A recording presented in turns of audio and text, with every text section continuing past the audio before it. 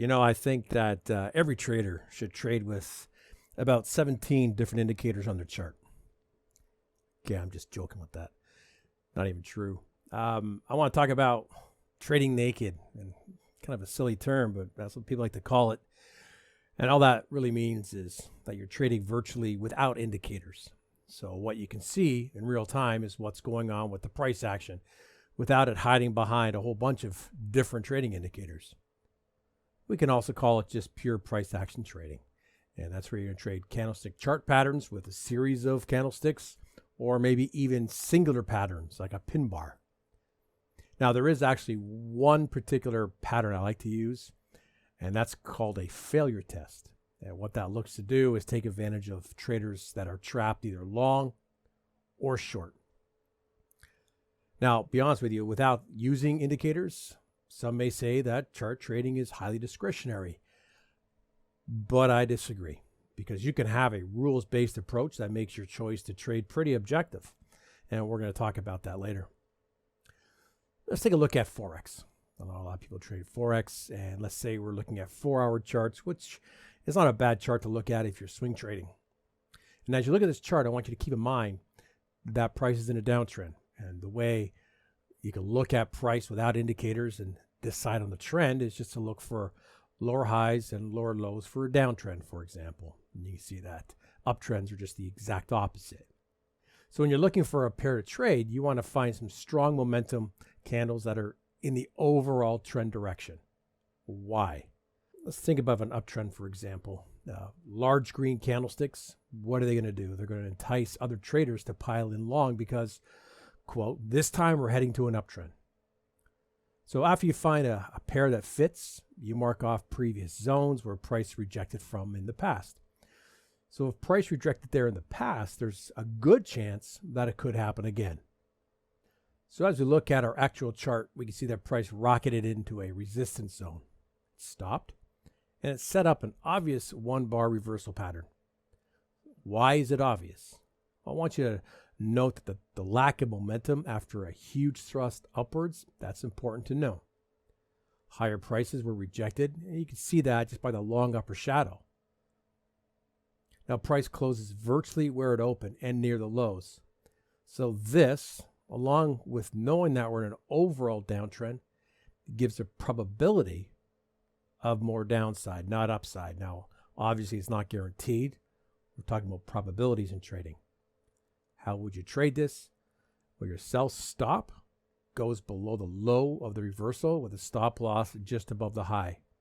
Because if we put our entry just below the low of the candle, what we're doing is we're taking advantage of at least some short-term momentum in our direction.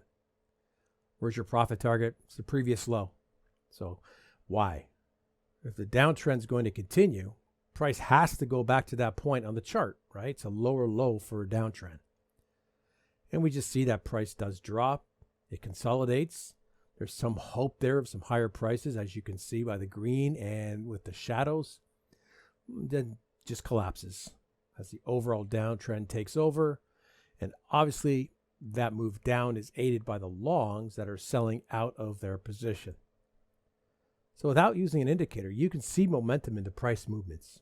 You can see zones where price has the potential to react and where the buyers and sellers do battle. Does it work in stocks? Sure it does. This is a 10-minute stock chart.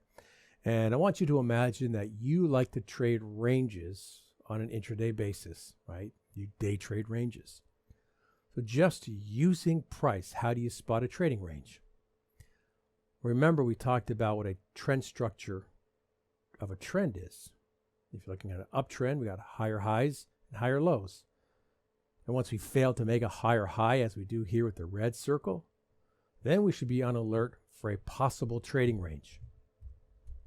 Now, once price takes out the low that I've underlined there in blue, we're actually at risk of starting a change of trend to the downside. But between the high and the low, we're looking to trade a range. So how do we do that? Number one, we need a price to be in a trading range. Second, when price reaches the extreme edges, you look for some type of entry trigger. Third, you target the opposite side of the range. So in this chart here on the left, we have price rejecting lower lows. And then we get an inside candle And that equals a form of consolidation.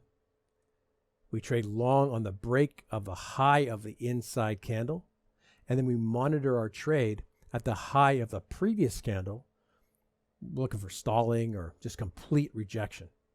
The last trade on the right, that is a strong rejection of lows. It's an obvious reversal. How do we get into that trade? We enter on the break of the high. That's usually the trigger for this kind of a setup. What about chart patterns? If you want to learn how to trade price without a whole bunch of indicators, simple chart patterns like flags, they work.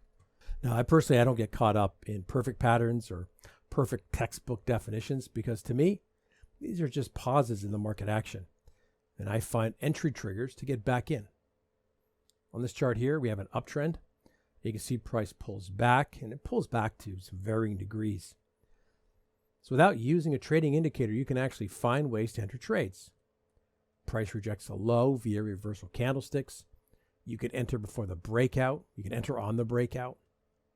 Your stop loss, if we're looking at an uptrend, we put it just below the low or a little buffer below that. Price targets, we can set that using the height of the move up prior to that pullback for the flags and just project that from the breakout area. Want to use trailing stops? Well, you can use those. Just place your stop under each new swing high or under a certain amount of candlesticks back from the current one. For example, a 3-bar low. Now, of course, there's a ton of other patterns you could use, such as double bottoms, double tops, trading ranges in a trending market. You can use all of those. So starting to wrap up here, what we talked about in terms of being able to trade without indicators. We talked about we can determine trend direction by using a trending structure of higher highs, higher lows, as well as lower highs and lower lows for downtrends. Our trading ranges can be signaled when our trending structure begins to change. Some trading ranges, you can trade those when you see an obvious support zone as well as an obvious resistance zone that price can't break either side. We got simple candlestick patterns like inside bars and pin bars. You can use those for trade entries. Thinking about chart patterns, we look at those as just pauses in the market, and they can take various forms, including a flag formation. So do we need indicators for stops or profit targets? No, not really. We can use measured move targets. Essentially, that's the length of the impulse move before the pullback, projected from the breakout, to trading the opposite side of a trading range. Now, can you use trading indicators? Yeah, you know what? There's nothing inherently wrong with indicators. Actually, I like to use the ATR for setting stops, but it's the use of those indicators that's the problem. It's that failure to understand what the indicator is actually telling you. For example, besides just the ATR, I'll actually use a variation of some trading bands that helps me scan for overextended markets that could be ripe for support or resistance failing type of trade. Okay, it's also a precursor to a reversal trade. I'll also use the momentum indicator just to make it easier to spot momentum when it's decreasing or increasing. The trading setup, it's just going to depend on the context we find ourselves in with that chart. So in the end, it's probably going to be the structure of price that you can actually see pretty easily on a naked chart. That's going to determine if the trade's going to be placed. And the indicator is just information that supports the decision. Click like, hit subscribe. Any questions, comments, put them in the chat below, and we'll talk to you soon.